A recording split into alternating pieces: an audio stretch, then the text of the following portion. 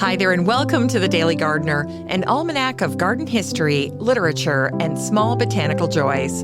I'm Jennifer Ebling, and today is April 27th. Late April has a particular kind of energy. It's messy, it's muddy, it's cold in the shade, and warm in the sun.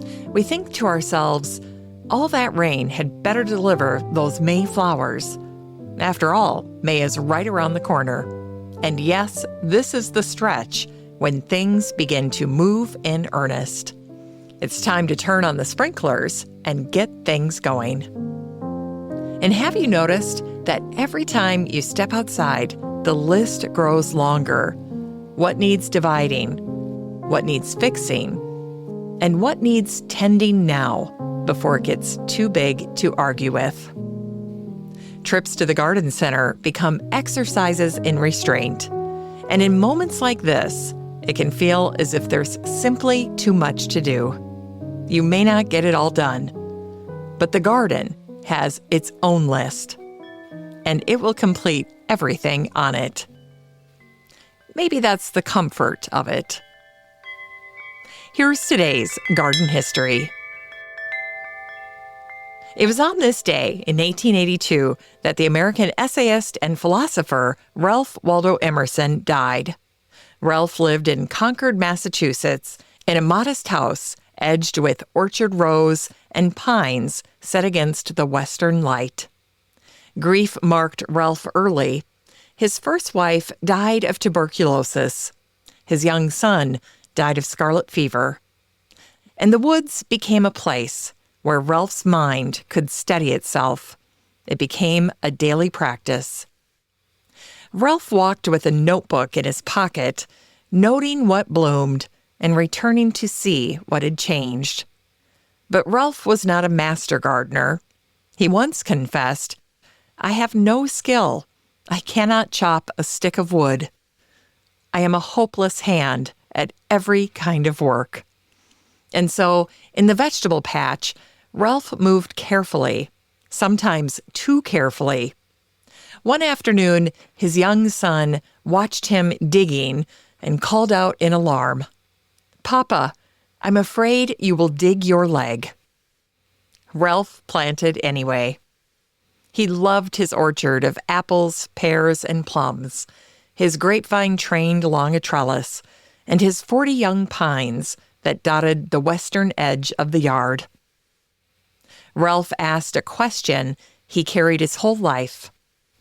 "What is a weed?" He answered it this way: "A plant whose virtues have not yet been discovered."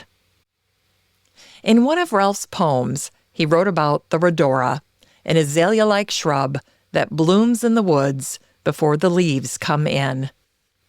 The poem ends this way: "Rhodora, if the sages ask thee why this charm is wasted on the earth and sky, tell them, dear, that if eyes were made for seeing, then beauty is its own excuse for being." And it was on this day in 1902 that the American landscape architect Thomas Dolliver Church was born in Boston. Tommy, as his friends called him, dressed more like a gardener than a garden designer. In fact, his clients often mistook him for the help before realizing he was the person in charge of their project. Tommy's typical workday uniform included a soft, battered hat with a stiff brim and practical high-laced boots. He also wore a corduroy jacket with pockets for pruning shears, tape measures, and whatever other tools Tommy needed to shape a space. When it came to design, Tommy did not begin with ornament. Instead, he began with movement. He asked clients, "Where do you walk? Where do you sit? Where does the trash can go?" And then Tommy listened. When Tommy designed the Donnell Garden in California, he did not begin with a blueprint. He started by asking Mrs. Donnell to walk from the house to where she imagined the pool would be.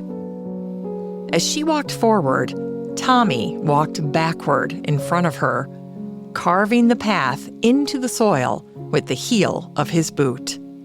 The curve stayed. Later, Tommy laid a garden hose across the grass to mimic the line the path wanted to take. Not ruler straight, not imposed. Just listening. Clients did not need to understand the design, but they did need to understand how they wanted to live there. Tommy had a way of asking questions until the answers revealed themselves. In 1955, Tommy ended his book, Gardens Are for People, with this gentle reminder. The only limit to your garden is at the boundaries of your imagination. Over the span of his career, Tommy designed thousands of gardens, no two alike. And that's because each one began with the people who lived there.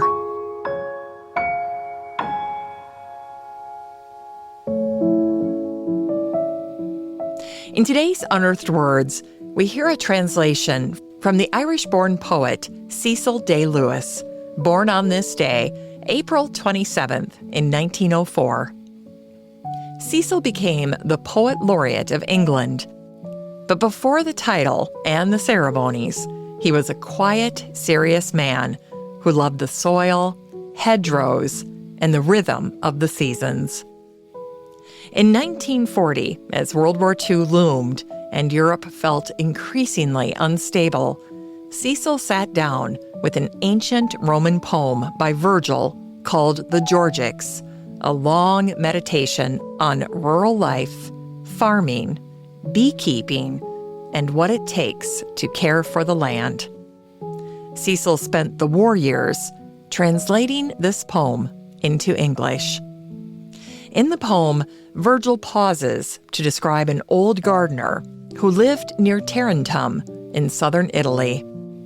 Here is Cecil's translation of that gardener and his small, stubborn piece of ground.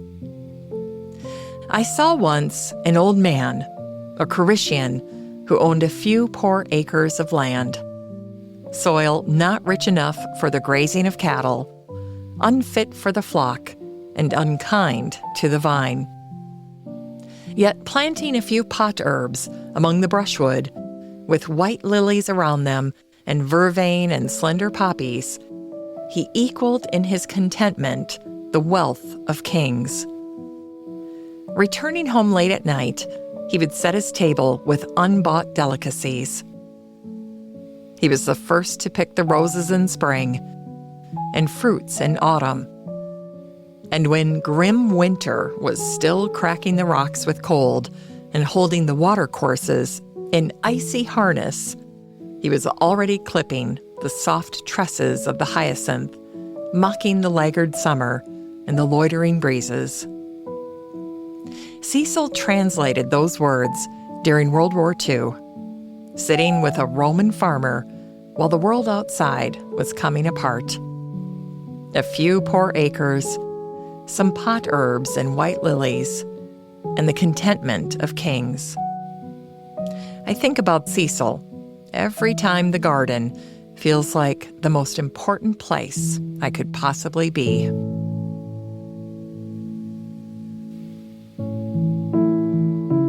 It's time to grow that garden library with today's book, Martha Stewart's Gardening Handbook by Martha Stewart.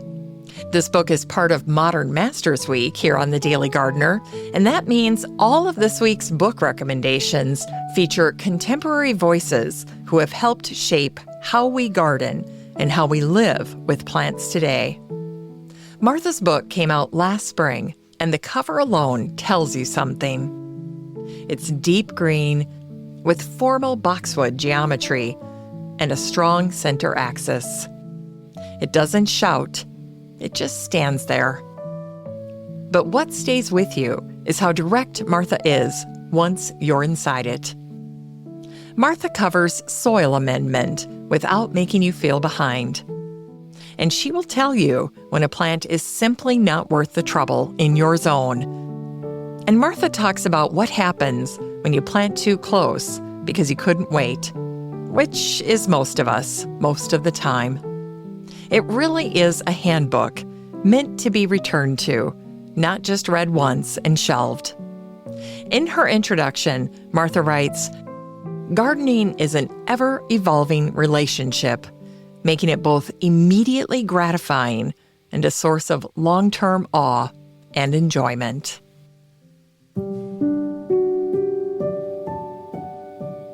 And finally, here's something sweet to ignite the little botanic spark in your heart.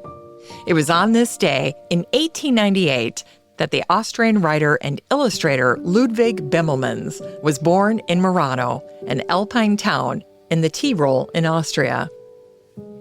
Ludwig's father abandoned the family when Ludwig was just 6 years old. He ran off with another woman, leaving Ludwig's mother and the French governess he adored, both pregnant. The following year, the governess took her own life. Ludwig was 16 when he was sent to America, and he arrived at Ellis Island on Christmas Eve. It was 1914. His father was supposed to meet him, but he never showed up. Ludwig found him eventually. They tried to be together, but they were too much alike. So Ludwig went to work in the hotels of Manhattan, ultimately spending 15 years at the Ritz-Carlton, carrying bags, fetching items, and watching how people inhabited a room. Somewhere in that time, his daughter Barbara was born, and Ludwig made sure that her childhood was a lovely adventure. Barbara inspired Ludwig's character, Madeline. And in his book, the story begins this way. In an old house in Paris that was covered with vines lived 12 little girls in 2 straight lines. Isn't that sweet? A building with vines that were warmed by the sun and alive. That's where Ludwig put Madeline. So she was always held by something growing, vibrant, and green, and slightly unruly. I often think about those vines planted by Ludwig for his daughter Barbara. And it was all part of the adventure that he wanted her to experience in her childhood. And that's what love does when it doesn't run away.